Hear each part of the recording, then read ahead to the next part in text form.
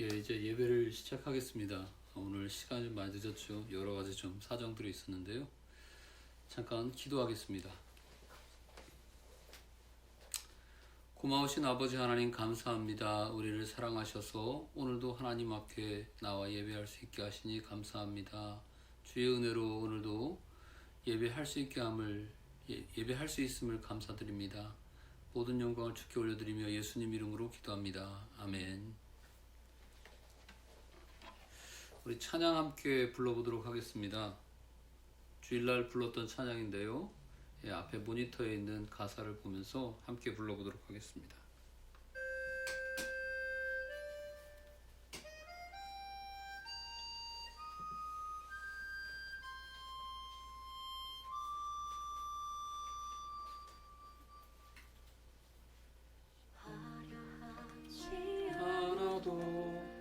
정결하게 사는 삶, 가진 것이 적어도 감사하며 사는 삶, 내게 주신 작은 힘 나눠주며 사는 삶, 이것이 나의 삶의 행복이라오. 눈물 날 일 많지만 기도할 수 있는 것, 억울한 일 많으나 주를 위해 참는 것, 비록 짧은 작은 삶 주 뜻대로 사는 것, 이것이 나의 삶의 행복이라고. 이것이 행복이라고. 세상은 알 수 없는 하나님 선물, 이것이 행복이라고.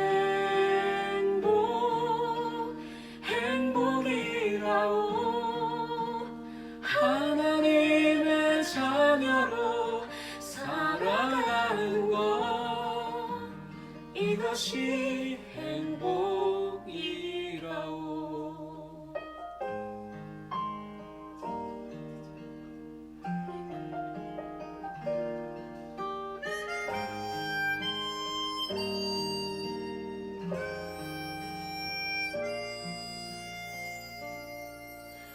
눈물 날 일 많지만 기도할 수 있는 것, 억울한 일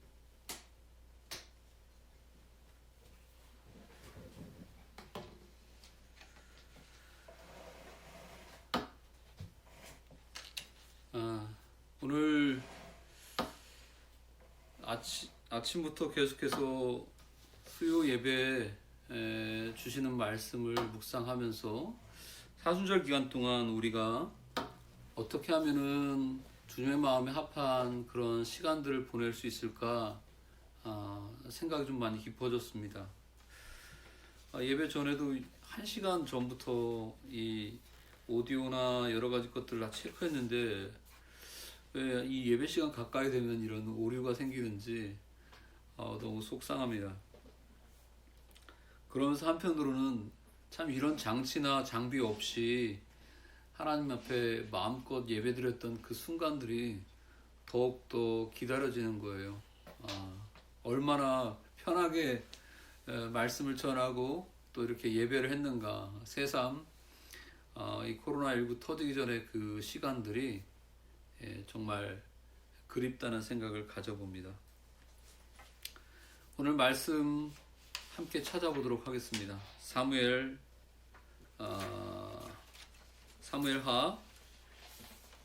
24장 사무엘하 24장 10절부터 13절까지 말씀,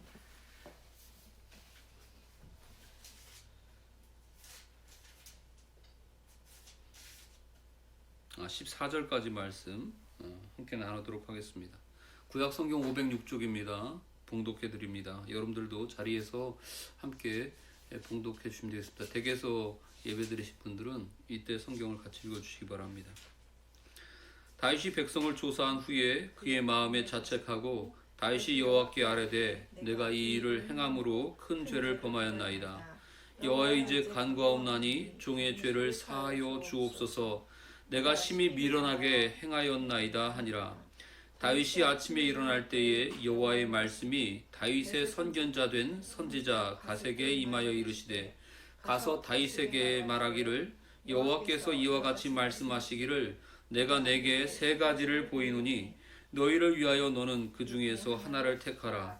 내가 그것을 내게 행하리라 하셨다 하라 하시니 가시 다윗에게 이르러 아뢰어 이르되 왕의 땅에 7년 기근이 있을 것이니까 혹은 왕이 왕의 원수에게 쫓겨 3달 동안 그들 앞에서 도망하실 것이니까 혹은 왕의 땅에 사흘 동안 전염병이 있을 것이니까 왕은 생각하여 보고 나를 보내신 이에게 무엇을 대답하게 하소서 하는지라.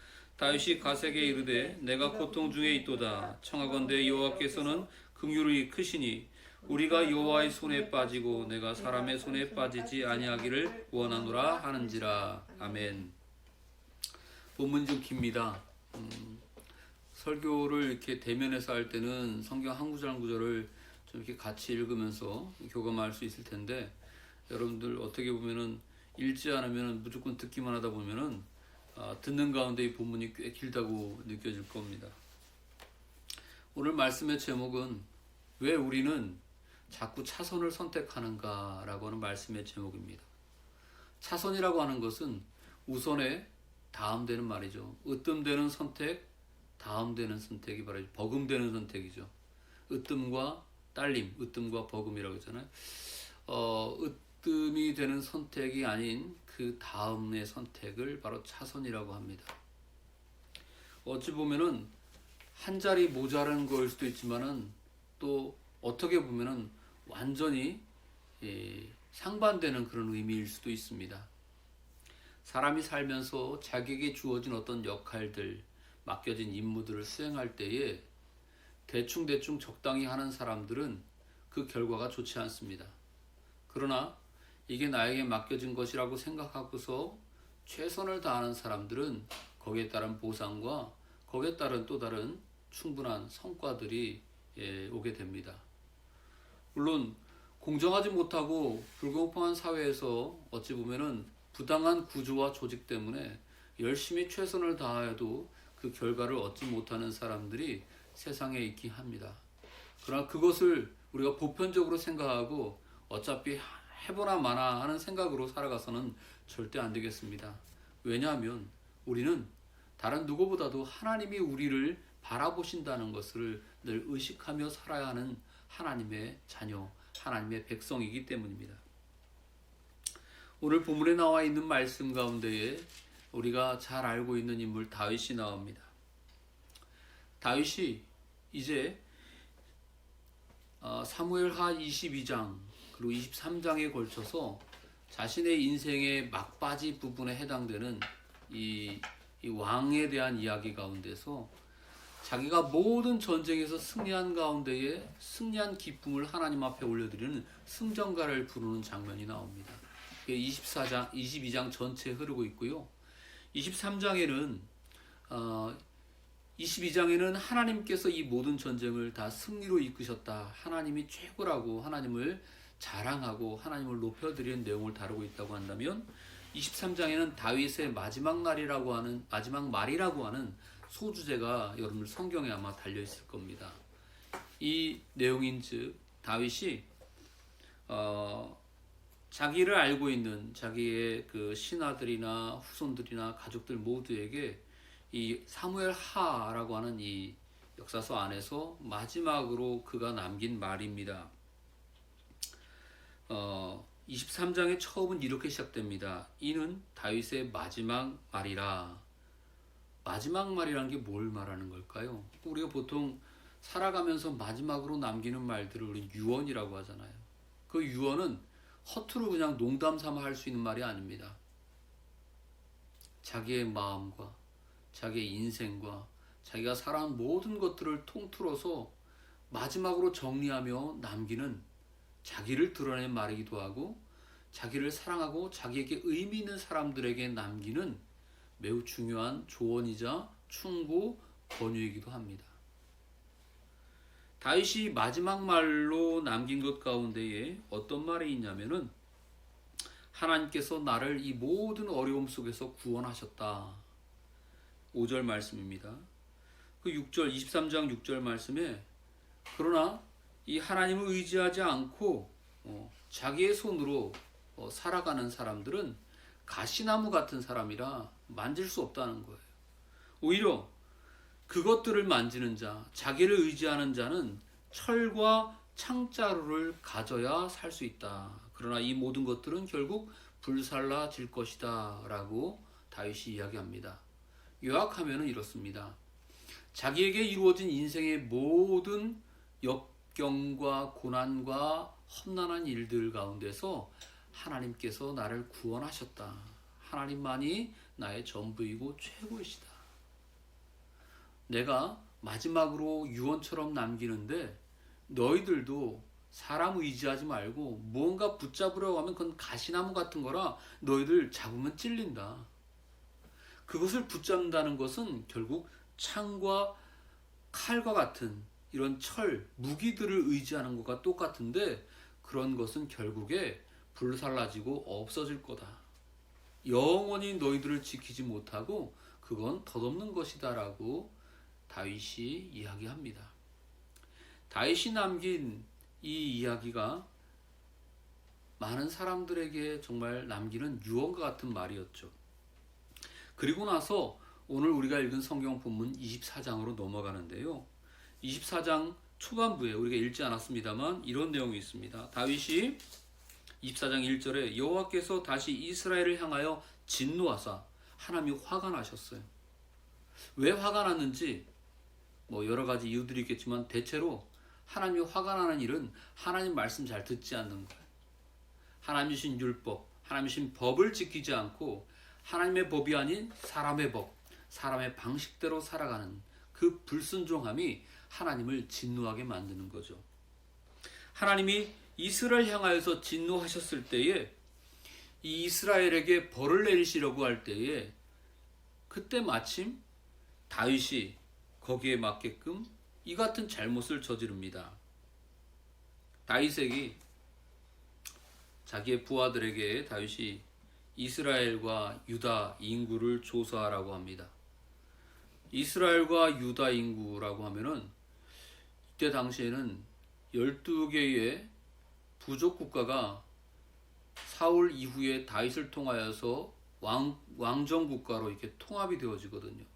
그런데 여전히 존재했던 것은 뭐냐면 북쪽 북방 쪽에 있는 10개 지파 이스라엘과 다윗이 있는 다윗성 이 예루살렘을 중심으로 하여서 바로 유다 지파, 베냐민 지파가 같이 이렇게 12개 지파가 나뉘어져 있는 거예요.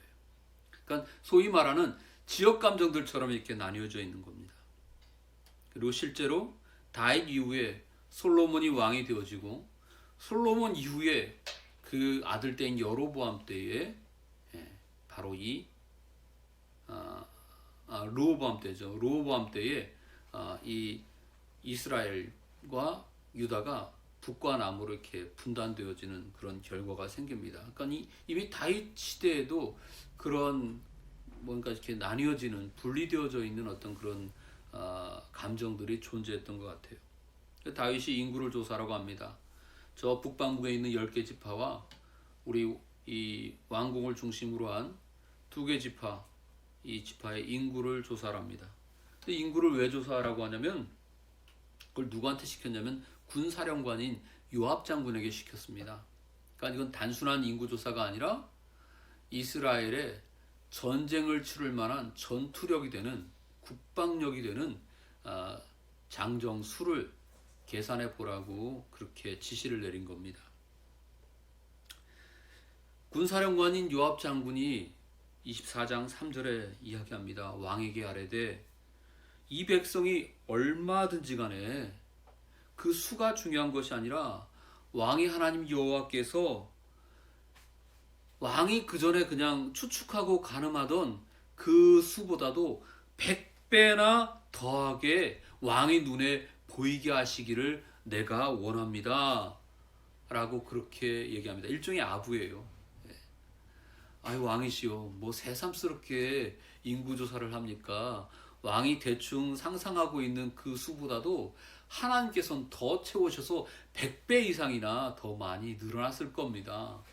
우리가 그동안 전쟁에서 이기고 승리한 가운데서 우리가 얼마나 많은 그 인구들이 또 많은 어떤 그런 국방력과 이 나라의 어떤 그런 부강한 것들이 성장했는지 왕이여 그 의심하지 않아도 됩니다 하면서 뭐라고 얘기했냐면요. 그런데 왜 왕께서는 어찌하여 이런 일을 기뻐하십니까? 그래요. 기뻐하신다는 것은 왜 이런 일을 새삼스럽게 막 관심 갖고 이거 즐겨하듯이 하려고 하십니까? 라고 그렇게 요압 장군이 왕에게 이야기한 거예요. 요압의 말을 유추해 보면은 다윗의 마음이 어떻습니까? 지금 뿌듯하다 못해 자랑스럽고 대견하고 자기가 정말 자기가 생각해도 너무 근사한 거예요. 이제 모든 전쟁과 전투가 다 멈췄습니다. 다윗의 나라는 정말 더 견고하고 부강해졌습니다. 둘러보니 훨씬 더 예전보다 나아졌다 이런 생각들이 들었어요. 그러면서 다윗이 어떤 생각이 들었냐면 얼마만큼 우리가 이 싸울 수 있는 이 전투력을 갖고 있나. 내 휘하에서 내가 부릴 수 있는 왕권에 의해서 좌지우지할 수 있는 그 군사력들이 얼마나 되나 한번 보자. 이렇게 생각을 한 거예요. 여러분 이 생각이 왕이라면 그럴 수도 있고 할 수도 있는 생각이지만 하나님 보시기에는 다윗이 그런 생각을 하는 것이 합당하지 않았습니다. 왜냐하면 이전까지 다윗은 자기의 입으로 뭐라고 얘기했냐면 만군의 여호와 모든 군대 모든 군사를 모든 전쟁을 치르는데 주권자이신 분은 하나님이십니다. 만군의 여호와 하나님께서 나의 인생과 나의 이스라엘의 역사 통틀어서 하나님은 우리를 구원하신 분입니다. 내가 창을, 철을, 무기를 의지하지 않습니다. 하나님을 의지합니다. 만약에 그런 것을 의지하는 사람이 있다고 한다면 그건 가시나무를 만지는 것 같아서 찔릴 것입니다. 그것을 의지하는 사람은 불살라질 것입니다. 호언장담하고 또 유언처럼 사람들에게 마지막 말로 남겼던 인물이 바로 다윗입니다. 자기 입으로 그렇게 얘기해 놓고서 이제 한가해지니까 전쟁과 절박한 상황들이 있을 때마다 하나님을 붙잡고 예배드리고 간구했던 다윗이 모든 것이 잠잠하고 태평성대를 이루는 상황이 되니까 다윗의 마음속에 불현듯 뭐가 고개를 든 거예요? 교만함이. 자기를 드러내고 자랑하려고 하는 그런 마음들이 고개를 들은 거죠. 이건 마치 다윗이 지난날에 잘못했던 일 가운데 하나와 비슷한 사건이 있습니다. 그것은 바로 전쟁이 치열하게 이루어질 때에 왕이었던 다윗이 늘 전쟁터 앞장서서 많은 군사들을 이끌고 솔선수범했었거든요. 근데 딱 한 번 이런 적이 있었습니다. 모든 자기의 신복들이, 부하들이, 충성스러운 그 장군들이 전쟁터에 나갔을 때 다윗은 완성되어진 왕궁에서 전쟁에 나가지 않고 서성이다가 누군가를 발견합니다. 건너편 곳에서 옷을 벗고 샤워를 하고 있던, 목욕을 하고 있던 장군 우리아의 아내 밧세바를 쳐다보게 되죠.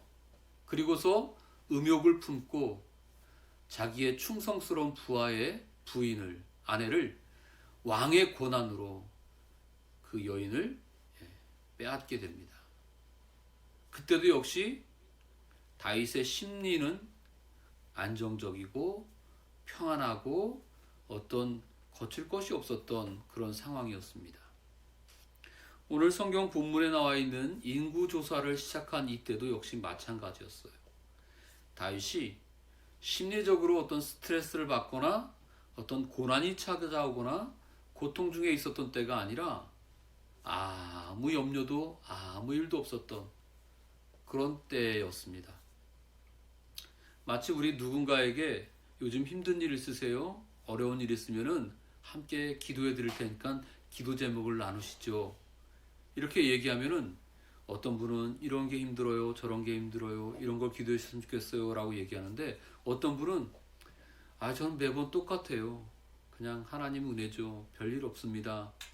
이렇게 얘기하신 분 계세요. 실제로 정말 그래서 그런 분도 있고, 또 어떤 분은 너무 완만하고 안정적인 어떤 그런 변화가 없는 그런 신앙생활을 하는 가운데에 살아가면서 특별히 하나님 앞에 매달릴 것이 없다고 본인이 생각을 하는 거예요.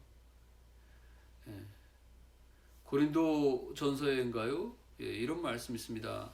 그런즉 너희들이 선줄로 여기느냐? 넘어질까 조심하라. 그런 말씀이 있거든요. 그리고 먼저 된 자가 나중된 자가 될 수 있다. 나중된 자가 먼저 될 수 있다. 너희들 중에 그런 자가 많으니라. 예수님께서도 그런 말씀을 하셨거든요.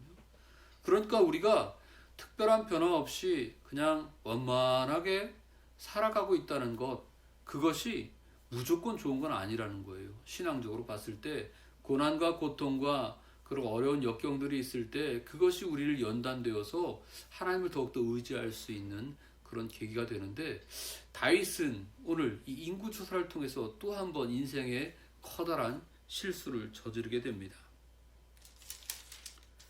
본문 말씀에 10절, 처음 읽었던 본문의 처음 구절입니다. 24장 10절에 다윗이 백성들의 인구를, 그 전투력을 조사한 후에 그의 마음에 자책이 일어났다고 했어요. 스스로 자기를 책망하는 거죠. 내가 왜 이랬을까? 내가 잘못했다. 내 입으로 하나님이 왕이시고 하나님이 절대 주권자시고 하나님이 나와 우리 백성을, 우리 민족을 구원하신 분이라고. 그래서 절대로 창과 칼과 같은 세상에 있는 무기와 세상 방식을 우선시하는 것이 아니라 하나님을 우선하는 자가 되라고 자기가 유언처럼 사람들한테 얘기해놓고, 실제로 스스로는 내가 최고야, 내가 이뤄놓은 것이 이렇게 많아, 나의 업적, 나의 왕국, 나의 백성, 나의 군사, 이런 자기 중심으로 생각을 하다가 얼커니 이거 잘못됐구나라는 것을 깨닫게 된 거예요. 그래서 다윗이 하나님께 아뢰고 이렇게 얘기합니다. 하나님, 내가 이 일을 행함으로, 이 불순한 생각으로 시도한 이 인구조사, 전투력조사는 하나님 앞에 큰 죄를 범한 겁니다. 하나님, 이제 내가 간구하니 이제 내 잘못을, 나의 죄를 용서해 주십시오. 내가 정말 하나님 앞에 미련한 생각을 가졌습니다. 이랬다는 거죠. 그런데 다윗이 이때 일어나서 아침에 이제 그렇게 하나님 앞에 간구하고 기도드린 다음에 그 다음날 아침에 일어나서 하나님의 말씀이 가시라고 하는 선지자 가시라고 하는 사람을 통해서 전달이 되어집니다. 왕이시여, 하나님께서 당신에게 이렇게 말씀을 전하게 하십니다. 하나님 말씀하기를 이제 다윗 왕의 그 잘못된 것들을 스스로 책망하고 하나님 앞에 용서를 구했습니다. 하나님이 용서를 하시되 거기에 따른 잘못의 대가를 치러야 합니까? 대가를 치러야 합니다. 세 가지 옵션이 있습니다. 여기서 말한 다윗의 잘못이 사실은 다윗 한 사람의 잘못이 아니라 사무엘하 24장 1절에 나와 있듯이 하나님이 이스라엘 백성에게 진노하사 그랬거든요. 이미 이스라엘에 다윗과 같은 생각을 가진 사람들이 많았던 거예요.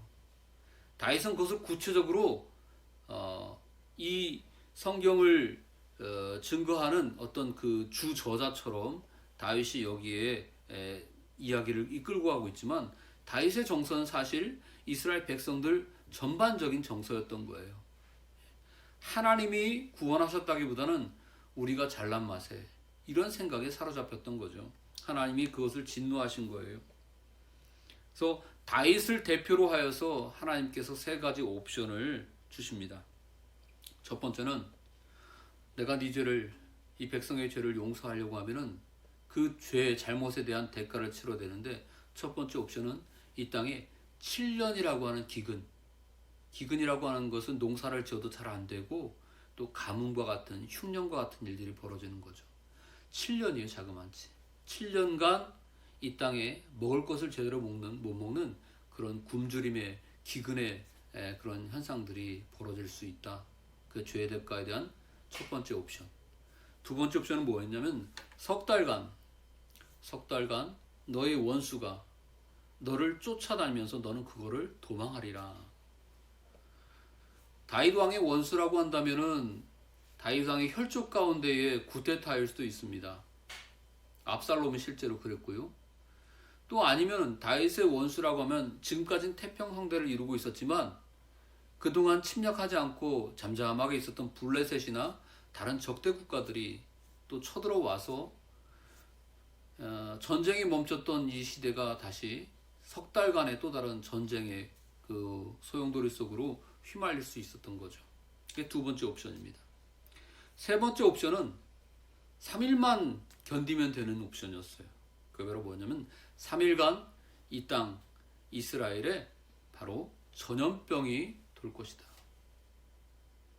여러분 3일간 전염병이 돕는다. 그리고 석 달간 원수에 의해서 쫓겨다니면서 전쟁을 치르면서 도망다닌다. 7년이라고 하는 흉년, 이 흉년을 자기뿐만 아니라 온 백성이 함께 겪는다. 여러분 이 세 가지 옵션입니다. 1, 2, 3번 가운데 여러분들은 어떤 걸 선택하실까요? 7년, 3개월, 3일. 우린 보통 이렇게 생각을 해요. 7년 너무 길어. 그거보다 좀 더 짧은 거. 3개월? 3개월이면 좀 나을까? 3일에 끝날 만한 일이 있어? 대부분 3일로 그렇게 선택을 하겠지요. 다윗도 그랬습니다. 내가 잘못을 했으니까 잘못에 대한 대가를 치른다고 해도 좀 빨리 끝내는 거가 좋겠다. 그래서 다윗은 3일 전염병을 선택합니다. 여러분 코로나가 3일 만에 끝날 수 있다고 한다면 여러분들 어떻게 선택하겠어요? 3일 선택하지 않겠어요? 다윗도 아마 그런 마음이었을 겁니다. 그런데 이 선택 이후에 이 전염병 3일 만에 걸려서 3일 동안 죽은 이스라엘 백성의 수가 성경에 보니까 15절 말씀에 장장 7만 명이나 되는 사람이 죽게 됩니다. 3일간의 기간이긴 하지만 치사율이 상당히 높은 7만 명이라고 하는 엄청난 숫자가 이 전염병을 통해서 죽게 됩니다. 그 희생의 대가가 너무나 컸습니다. 다윗이 너무나 괴로웠습니다. 이 모든 선택은 자기의 입에서 이루어졌던 겁니다. 7년 기근을 뛰어넘고 3개월 전쟁과 도망의 상황들을 건너가고 3일만 참으면 되겠지 했던 그 선택이 자기는 멀쩡하지만 자기의 선택으로 이스라엘 백성 7만 명이 죽게 된 거죠. 너무 괴로운 다윗이 하나님 앞에 어쨌든 간 이 재앙이 멈추길 바라는 마음으로 제단을 쌓습니다. 아라우나라고 하는 사람의 타작마당이 하나님께 예배드리기가 적당한 곳이었나 봐요. 그곳에 제단을 쌓습니다. 왜 하나님 앞에 예배드릴 수 있는 성소가 있음에도 불구하고 이렇게 제단을 따로 별도의 그 장소를, 또 왕이지만은 그 백성 그 아라우나에게 돈을 지불해서 그 땅을 삽니다. 하나님 앞에 제사 드리려고 하는 그 예식을 행하려고. 그래서 그곳에서 하나님 앞에 예배를 드리는, 이것은 뭐냐면 공개적인 제사예요. 공개적인 제사. 제사장을 중심으로 하는 제사는 어디죠? 성막이죠. 성막에서 자기 어떤 죄 속죄를 위해서 백성들이 양이나 가축, 소 같은 것들을 제물로 바쳐서 들어갈 때는 성막으로는 들어갈 수 있지만 성막 뜰 안에 들어가서 그 다음부터는 그가 할 일이 없어요. 맡기고 제사장이 그 모든 걸 다 치르는 겁니다. 마지막에 가장 깊은 지성소는 대제사장이 들어가죠. 그러니까 백성들이 공개적으로 이 제사에 대한 모든 것들을 다 치를 수 있는 것들이 없어요. 근데 이 왕이 이 국가적인 큰 재앙, 이 모든 재앙의 원인이 자신과 또 이스라엘 백성들이 하나님을 진노케 하는 그 잘못이었다는 것을 공개적으로 스스로도 회개하고 백성들도 깨닫게 하기 위해서 아주 넓게 오픈되어진 공간에서, 열린 공간에서 하나님 앞에 제사를 드리는 거예요. 아라우나가 자기의 소유한 땅 가운데서 타작하는 넓은 마당, 그 마당에서 왕이 이 백성을 위해서 이렇게 열린 어떤 그런 제사를 드린다고 하니까, 그래도 왕인데 자기가 이것을 무료로 그냥 왕에게 드리겠다고 그렇게 얘기를 합니다. 그랬더니 24장 24절에 왕이 이야기합니다. 다윗이 아라우나에게 그렇지 않다. 내가 값을 주고 너에게 소유한 이 땅을 내가 살 것이다. 값 없이 대가를 치르지 않고는 하나님 앞에 제사 드리지 않겠다라고 그렇게 이야기합니다. 여러분, 다시 한번 오늘 말씀의 제목으로 이제 돌아가겠습니다. 왜 우린 자꾸 차선을 선택하는가? 차선을 선택한다는 것은 우리가 최선이라고 하는 것이 내 마음에 부합하지 않기 때문에 차선을 선택하는 겁니다. 최선이라고 하는 것을 선택하지 않는 이유가 여러 가지가 있겠죠. 불편해요. 최선을 다하는 건 좋긴 좋은데 내가 희생하고 하고 싶은 거 좀 금하고 멀리하고 포기해야 될 것이 많습니다. 그러니까 내 즐거움, 내 쾌락, 내가 하고 싶은 것도 살리고, 그러면서 적당하게 내가 원하는 것, 또 성경에서 말하는 하나님이 원하는 방식도 어느 정도 절충해서 갈 수 있는 것이 바로 차선이거든요. 다윗이 선택했던 차선은 바로 그런 거였어요. 하나님한테 묻지 않았어요. 세 가지 옵션 가운데에 어떤 옵션이라도 선택하는 것이 자기에게 주어진 기회였습니다. 그러나 그 기회 앞에서도 다윗은 어떻게 했습니까? 숫자를 계산했어요. 다윗이 인구를 조사했던 그 당시 그가 넘어갔던 요건 뭐였냐면은 숫자였어요. 내가 얼마만큼 가졌는가, 얼마만큼 전투력을 부릴 수 있는가, 그 숫자의 유혹에 넘어간 거죠. 하나님께 자기의 잘못을 용서를 구하고 그 대가를 지불해야 되는 그런 징벌의 상황 속에서도 다윗은 계산기를 두들겼습니다. 그것이 그에게 최선이 아니었었는데 그는 그것을 통해서 차선을 충족시킨 거죠. 마침내 그것을 깨닫고 난 후에 다윗이 아라우나에게 하나님께 용서를 구하는 제사를 드릴 때에 그가 차선을 선택하지 않았습니다. 가장 적당한 차선은 뭐였을까요? 덜 희생하고 자기 걸 덜 쓰고 어쨌든 간 적당하게 하나님께 제사 드리는 목적을 이루는 것이 차선이었을 겁니다. 그런데 아라우나는 그러한 기회를 다윗에게 주었지만 다윗은 거절했습니다. 왜 그랬을까요? 그것은 최선이 아니었기 때문입니다. 하나님께 온전히 예배드리고 제사하며 자기의 잘못을 자복하고 자신과 나라의 백성의 그 명운을 하나님께서 다시 붙드셔서 구원해 주시고 살려 주시고 이 재앙을 멈추게 해달라고 간구하는 데 필요한 그 대가를 거저 그냥 자기가 계산기 두들겨 가면서 차선을 선택할 수 없었던 겁니다. 값없이 내가 대가를 지불하지 않고는 하나님 앞에 제사하지 않겠다, 예배드리지 않겠다. 다윗은 그렇게 공언을 합니다. 그리고 실제로 그렇게 행동을 합니다. 하나님께서 그 제사를 받으시고 마지막 끝절 25절 말씀에 여호와께서 그 땅을 위한 기도를 들으시매 이스라엘에 내리는 재앙이 멈췄다 그랬습니다. 여러분, 저도 가끔 그런 유혹에 빠집니다. 몸이 피곤한데 적당히 이 정도는 보여주는 것은 제대로 보여주면서도 내가 내 노력을 조금 더 좀 편안하게 좀 줄여가면서 할 수 있지 않을까 하는 그런 생각들, 그런 것들이 저에게 찾아오는 유혹이기도 합니다. 여러분은 어떠십니까? 직장에서요? 또 아이들을 키우면서요? 아이들에게 신앙을 가르치면서요? 예배드리면서요? 교회 다니면서요? 만나는 사람들 사이에서 내가 믿음을 가진 사람으로 내가 드러내기보다는 그것을 감추는 것이 편해서 오히려 숨어서 차선을 선택하며 살아가는 그런 경우는 있지 않았나요? 오늘 다윗의 이야기를 통해서 우리는 그 왜라고 하는 대답을 찾아야 합니다. 왜 우리가 차선을 선택했나? 그것은 아직까지 우리가 하나님은 나의 구주, 하나님은 나의 주인이십니다 라고 입으로는 고백했지만 실제 우리는 여전히 우리 인생의 주인 자리를 꿰차고 있는 것입니다.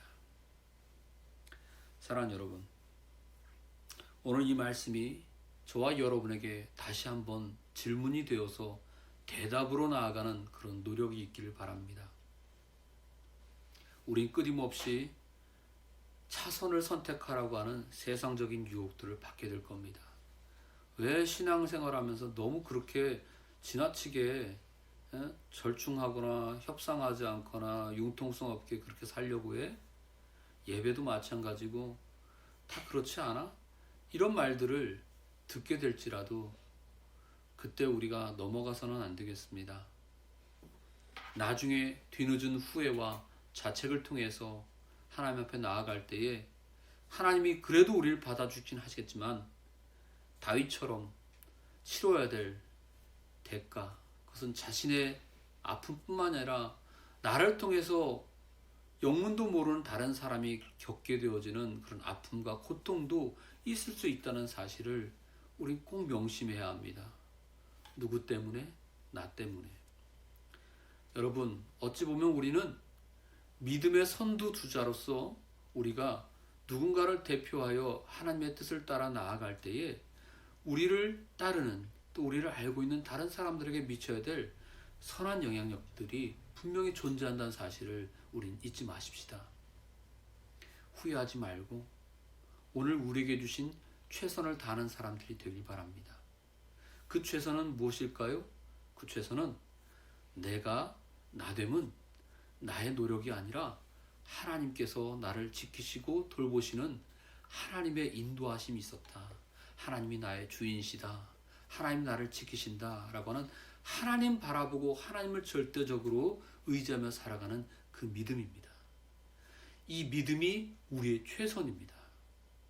다른 거 다 놀 때 놀고 내가 하고 싶은 거 다 하고 있다가 마지막 막판에 이것저것 다 뒤틀려 가지고 이래저래 채인 다음에 비틀거리면서 하나님 찾아오는 그런 가운데 마지막으로 만나는 그런 하나님이 아니라 오늘 우리에게 주어진 자리에서 하나님을 더 붙들고 하나님을 의지하면서 나아갈 때에 하나님 반드시 우리가 살아가는 이 인생을 후회하지 않게 하나님 만들어 주십니다. 우리의 삶 가운데에 어떠한 재앙이 찾아올지라도 하나님 우리를 바라보고 그 재앙을 멈추게 하실 겁니다. 바라기는 우리가 누려야 될, 우리가 해야 될 최선을 이제 뒤늦게 찾지 말고 최선을 최우선으로 앞자리에 놓는 그런 지혜로운 신앙생활 다 하시는 저와 여러분 되기를 간절히 바랍니다. 기도하겠습니다. 우리를 사랑하셔서 오늘도 예배할 수 있게 하심을 감사합니다. 주시는 하나님 말씀을 통하여서 하나님 다윗의 뒤늦은 후회가 스스로와 많은 사람들을 얼마나 고통스럽게 했는지 하나님 다윗을 책망하는 일 우리가 가담하기보다는 그 다윗이 바로 우리의 모습이었음을 깨닫게 하시고 하나님 나로 인하여 나의 가족과 나의 알고 있는 모든 사람들이 고통당하지 아니하도록 하나님 내가 믿음 생활 더 잘하게 하시고 믿음의 선두주자로서 먼저 가야 될 발자취들을 잘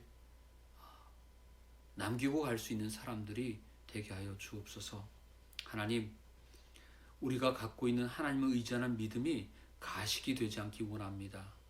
진정한 마음으로 하나님을 의지하며 나아갈 때에 하나님 다윗이 지키지 못했던 마지막 말 그 유언이 우리가 지켜야 될 유언이 되게 하시고 하나님을 끝까지 사람들에게 잘 전하며 우리가 그 믿음으로 하나님 의지하고 하나님을 드러내며 하나님을 자랑하며 살아갈 수 있게 인도하여 주옵소서.